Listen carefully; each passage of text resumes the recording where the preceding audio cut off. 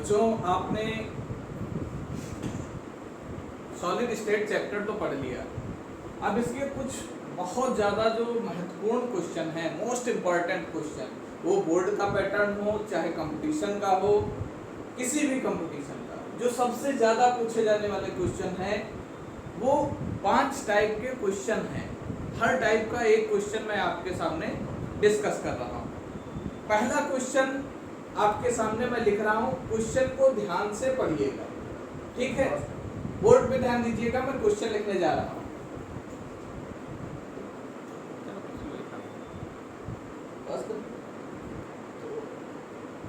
ये क्वेश्चन है आपका। कल पिछले लेक्चर में आपको मैंने बताया था ये कहाँ से आया, इसमें दो ऑक्सीडेशन स्टेट कैसी और उन दोनों का परसेंटेज कैलकुलेट करना। ये जरूरी नहीं है यहाँ पे आयरन ही हो, यहाँ पे कोई भी मेटल हो सकता है, निकेल भी हो सकता है, कोई भी ट्रांजिशन एलिमेंट ले ले जो वेरिएबल ऑक्सीडेशन स्टेट शो करता है। बस होगा क्या, उसमें दोनों अलग अलग ऑक्सीडेशन स्टेट होंगे। इसको मैंने कहाँ से दिया था, बताया था ऑक्सीजन के साथ आयरन +2 ऑक्सीडेशन स्टेट में आयरन ऑक्साइड बनाता है और दूसरा कंपाउंड बनाता है 3 ऑक्सीडेशन स्टेट का Fe2O3। इन दोनों को मिक्स करो तो बनता है Fe3O4। इसी टाइप का कुछ एक परसेंटेज कंपोजिशन बना है।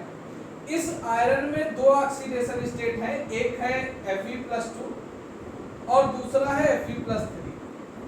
हमको कितना Fe+3 है कितना Fe+2 है ये इस क्वेश्चन में फाइंड करना है। आपको एक तो प्रॉपर मेथड बताऊंगा और एक ट्रिक बताऊंगा, जो अच्छी लगे उसको अपने पास रख लेना, ठीक है? ध्यान से देखिएगा। हमारे पास फार्मूला क्या था, सबसे पहले तो वही फार्मूला आपके सामने लिखा होना चाहिए, ठीक है? सबसे पहले वही फार्मूला Fe 0.96 ऑक्सीजन 1.00। कौन सी दो ऑक्सीडेशन स्टेट बताई? पहली बताई Fe+2 और दूसरी जो कैलकुलेट करना है वो Fe+3। हमने मान लिया percentage of Fe+3 is x, Fe+3 is x and percentage of Fe+2 को हमने मान लिया x एंड Fe+3 का क्या हो जाएगा 0.96 - x। Fe+2 को हमने x मान लिया और Fe+3 को क्या मान लिया 0.96 - x। जितना आयरन था उसमें से x माइनस कर दिया। अब अगर देखो तो इस पे कोई चार्ज नहीं लगा है, नो चार्ज। यहाँ पे क्या है, नो चार्ज। इससे हमको क्या पता चल गया, आयरन की पॉजिटिव चार्ज के इक्वल क्या है ऑक्सीजन का नेगेटिव चार्ज। यानी आयरन के +2 चार्ज और आयरन का +3 charge is equal to oxygen का -2 चार्ज। दोनों बैलेंस है तभी 0 है। तो अगर हम इसको देखें तो चार्ज के साथ इनकी वैल्यूज को मल्टीप्लाई करके एक सिंपल इक्वेशन बनाते हैं। ये हो जाएगा 2x + 3 × 0.96 - x is equal to क्या हो गया, यहाँ पे क्या आएगा, यहाँ पे आएगा 2। हमको सिर्फ मॉड वैल्यू लेनी है, हमको सिर्फ मॉड वैल्यू यानी सिंबल नहीं लेना, ऑलवेज पॉजिटिव वैल्यूज ही लेनी है। अब यहाँ पे क्या आ गया, ये हो गया आपका 2x प्लस इसको मल्टीप्लाई करेंगे क्या आएगा 2.88 - 3x इज इक्वल टू 2। अब ये -x बचा इज इक्वल टू 2 - 2.88। ध्यान से देखिएगा। अब -x is equal to -0.88, x की वैल्यू क्या आ गई 0.88। क्वेश्चन को आपके सामने हम ले आए हैं यहाँ तक। हमको पता था, थोड़ा और हम इसको मिनिमाइज करते हैं। Fe कितना था x। अब हमको अगर परसेंटेज निकालना है, ये Fe की क्वांटिटी पता चल गई इतनी है, 0.96 में 0.88 क्या है Fe+2, तो परसेंटेज ऑफ Fe+2 क्या हो जाएगा, जो वैल्यू निकाली है अपॉन 0.96 इंटू 100 ये हो जाएगा 0.88 अपान 0.96 इंटू 100। इस वैल्यू को आप जब डिवाइड तो ये डेसिमल हटेगा और ये डेसिमल हटेगा, ये आ जाएगा 8800 upon 96 that is 91 point something, लगभग 91% हमारा आ गया Fe+2। अब Fe+3 के लिए आपको कैलकुलेशन नहीं करनी, Fe+3 क्या हो जाएगा, Fe+3 is equal to 100 minus Fe+2, दोनों मिला के 100% आएंगे, क्वांटिटी हमको निकालने की अलग से जरूरत नहीं, तो ये हो जाएगा 100 माइनस 91 पॉइंट समथिंग, तो ये आपका 8 पॉइंट समथिंग आएगा। ठीक है, इस तरह से आप परसेंटेज, ये तो आपका था प्रॉपर एक मेथड जिससे आप निकालोगे। जो आप देख रहे थे आपके सामने पूरी प्रोसेस हुई, जुगाड़ जो इंडिया में सबसे ज्यादा फेमस है। फिर से मैं आपके सामने यही क्वेश्चन ले रहा हूं और जुगाड़ आपको बता रहा हूं। Fe 0.96 था, ऑक्सीजन 1.0 थी, दो ऑक्सीडेशन स्टेट थी Fe+2 और Fe+3। ठीक है, हमेशा कोई मेटल ऐसा दिया जाएगा जिसकी दो अलग अलग ऑक्सीडेशन स्टेट होंगी, आपको जो ग्रेटर डिजिट होगी उस ग्रेटर डिजिट से इसको मल्टीप्लाई करना है, यानी 3 into 0.96 that is equal to 2.88। Greater valency, greater oxidation state वाले पोर्शन की चार्ज को आयरन यानी मेटल के जो दिया हुआ फ्रैक्शन है उसको मल्टीप्लाई करना है। मल्टीप्लाई के बाद जो डेसिमल के बाद के अंक हैं, जो डेसिमल के बाद के अंक हैं, ध्यान से देखिएगा मैं क्या कह रहा हूं, डेसिमल के बाद के अंक 0.88, ये क्वांटिटी लोअर वाले ऑक्सीडेशन स्टेट की निकल के आती है, ये वैल्यू लोअर वाले ऑक्सीडेशन स्टेट की निकल के आती है। यानी जो हमने पिछले 3 पन्नों में किया था वो सीधे आप यहां से निकाल सकते हो, हमेशा यही निकल के आएगा। ग्रेटर वाले को, ग्रेटर ऑक्सीडेशन स्टेट को अगर दिए गए मेटल के फ्रैक्शन से मल्टीप्लाई करेंगे, डेसिमल के बाद जो वैल्यू होगी वो लोअर ऑक्सीडेशन स्टेट वाले मेटल की वैल्यू होगी, ये x निकल के आ जाएगा। फिर सीधे आप परसेंटेज जब निकालोगे तो यही वैल्यू 0.88 अपॉन 0.96 इंटू 100 कर लोगे, यहां से सीधे आप परसेंटेज पे पहुंच जाओगे। तो अगर ये अच्छा लगे इसको याद रखना, पीछे वाला अच्छा लगे। ये था पहला टाइप ऑफ क्वेश्चन। तो सेकेंड टाइप का क्वेश्चन जो हमारा बन के आता है वो रेडियस रेशियो से आता है। हमने आपको बताया था रेडियस रेशियो में, सेम वही चीज मैं यहाँ पे लिख रहा हूँ क्वेश्चन। इसका आंसर क्या होगा, ध्यान से देखिएगा। हमको एनायन की रेडियस दी है, हमको रेडियस दी हुई है किसकी, r माइनस, कितनी दी है 600 नैनोमीटर, और हमको r प्लस निकालनी है। r प्लस है क्या, सोडियम, और r माइनस क्या है, Cl माइनस, ये हमको निकालनी है। रेशियो नहीं दिया गया है, रेशियो नहीं दिया गया, लेकिन हमको NaCl बता दिया गया कि ये क्या है, NaCl। NaCl ऑक्टाहेड्रल केस होता है, इसका कोऑर्डिनेशन नंबर 6 आता है, ये याद रखना पड़ेगा। और इस केस में रेशियो जो है वो 0.414 से 0.732 तक वैरी करता है, 0.414 से 0.732 तक वैरी करता है। तो ध्यान से देखिएगा जरा कुछ बातों को। हमारा जो रेडियस रेशियो था, फार्मूला क्या था, radius ratio this is equal to r plus upon r minus.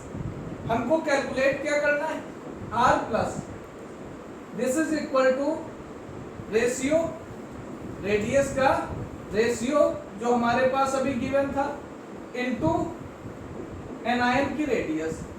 अब देखो अगर हमें r कैटायन मैक्सिमम निकालनी है, r कैटायन मैक्सिमम निकालनी है, तो फिर ये रेशियो की भी हमको मैक्सिमम वैल्यू लेनी पड़ेगी। यानी कि यहाँ मल्टीप्लिकेशन में 0.732 आएगा इनटू Cl माइनस कितना था 600, ये मैक्सिमम वैल्यू हो जाएगी। लेकिन अगर हमको क्या निकालनी होती मिनिमम वैल्यू, अगर हमको R पॉजिटिव मिनिमम निकालनी थी तो फिर हमको यहां से क्या लेना था लोवेस्ट वैल्यू, देन हमको यहाँ पे 0.414 लेना था इनटू 600। लेकिन दूसरी बात ये भी बताई थी अगर यहाँ पे R माइनस होता कैलकुलेट करने के लिए और ये वैल्यू कैटायन की दी होती तो फिर रिवर्स करते। अगर R माइनस मैक्सिमम लेना है तो फिर हम मिनिमम से डिवाइड करेंगे, डिवीजन करने पे छोटी डिजिट से डिवाइड करोगे तो बड़ी वैल्यू आएगी और बड़ी डिजिट से करोगे तो लोअर वैल्यू आपके सामने आएगी। ठीक है, तो इतनी बातें आपको ध्यान रखनी है इस क्वेश्चन के लिए। ये आपका यहाँ पे सेकंड क्वेश्चन कंप्लीट होता, सेकंड टाइप क्वेश्चन।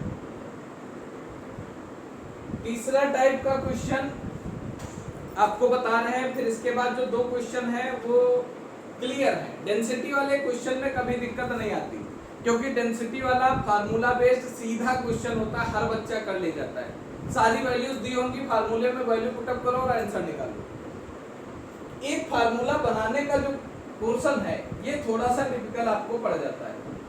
यहाँ पे क्यूब वाला क्वेश्चन हम ले रहे हैं, फार्मूला बनाने वाला 3-4 टाइप से बनेगा, सब आपको जल्दी जल्दी दिखा दे रहे हैं। ये हमारे पास एक क्यूब है, क्लियरली दिख रहा है, क्यूब आपको क्लियर दिख रहा है। इसमें पार्टिकल्स रखे जाते हैं और वो पार्टिकल कहाँ कहाँ पे, हमने मान लिया कार्नर पे ए है, सारे कार्नर पे ए है, ठीक है, 8 जगह पे ए आ गए और हर फेस सेंटर पे बी है, ईच फेस सेंटर पे बी है।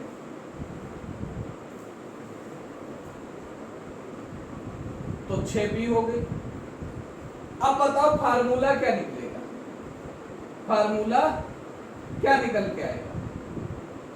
तो कार्नर की वैल्यू क्या होती है, कार्नर की वैल्यू क्या होती है 8 इंटू 1/8 यानी 1 हो गया।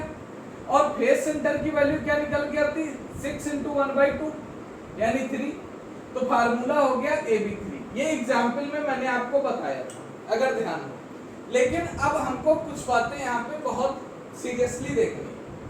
अगर आपसे कह दिया जाए कि particles are missing, particles are missing from one body diagonal, particles are missing from one body diagonal, देखना मैं मिस कर रहा हूं, particles are missing from one body diagonal, particles are missing from one body diagonal, यानी कि पूरे के पूरे ये 3 यहां से मिस हो गए। तो मिसिंग में क्या क्या गया ध्यान से देखिएगा। मिसिंग में कार्नर और फेस सेंटर आपको दोनों बताने हैं। अब कार्नर कितने मिस हो गए, मिस पार्टिकल बताओ, 2 कार्नर गए और 1 फेस सेंटर गया। तो अब रिमेनिंग कितना बचा, रिमेनिंग यहाँ 6 बचे और यहाँ 5 बचे। अब वैल्यू क्या निकल के आई 6 इंटू 1/8 यानी 3/4 और ये कितना हुआ 5 इंटू 1/2, दिस इज 5 इंटू 1/2।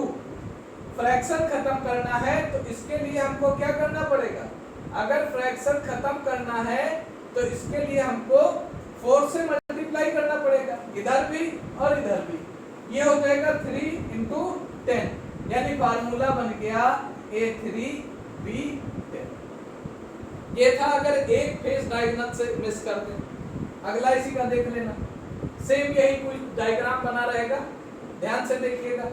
अगर हमने यहाँ से और मिस कर दिए, एक फेस डायगोनल से मिस था, अगर हम 2 एडजेसेंट फेस डायगोनल से मिस कर दें तो ये एक हो गया और इसकी एडजेसेंट लाइन कौन सी होगी, इसकी एडजेसेंट लाइन ये येलो कलर से देखना, ये थी, इसकी एडजेसेंट लाइन ये है, यानी इसके भी हम सारे मिस कर दें।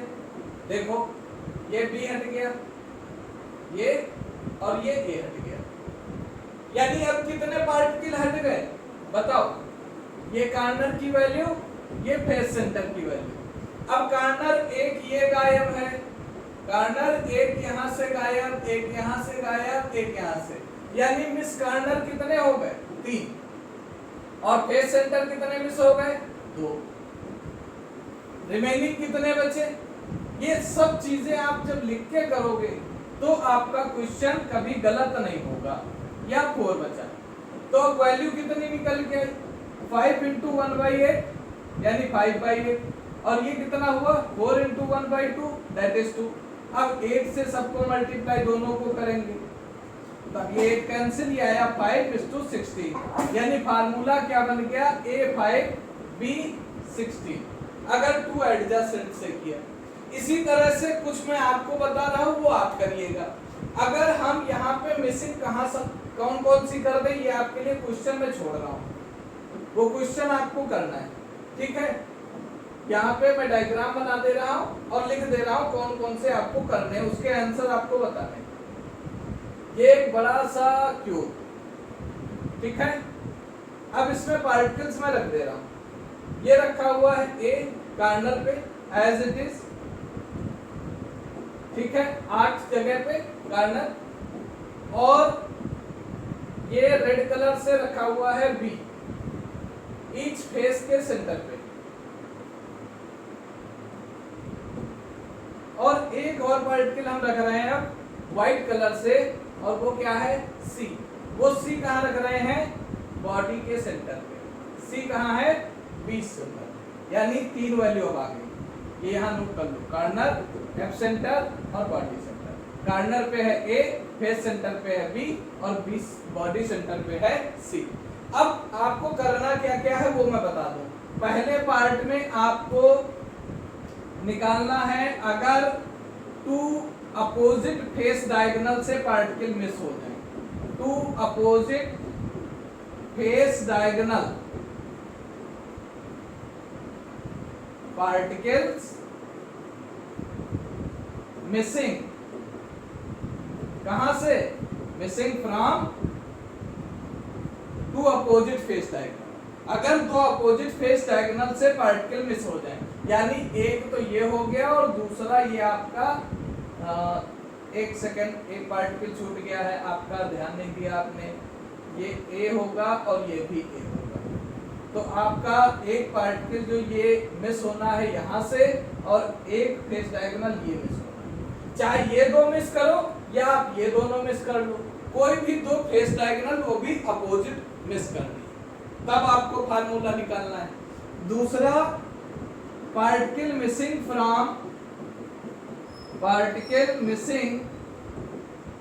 From body diagonal. अगर बॉडी डायगोनल से मिस हो जाए तो फार्मूला क्या बनेगा।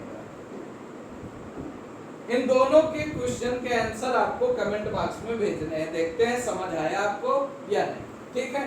थैंक यू, और अगले टर्न पे सॉल्यूशन चैप्टर स्टार्ट होगा, तैयार हो जाइए।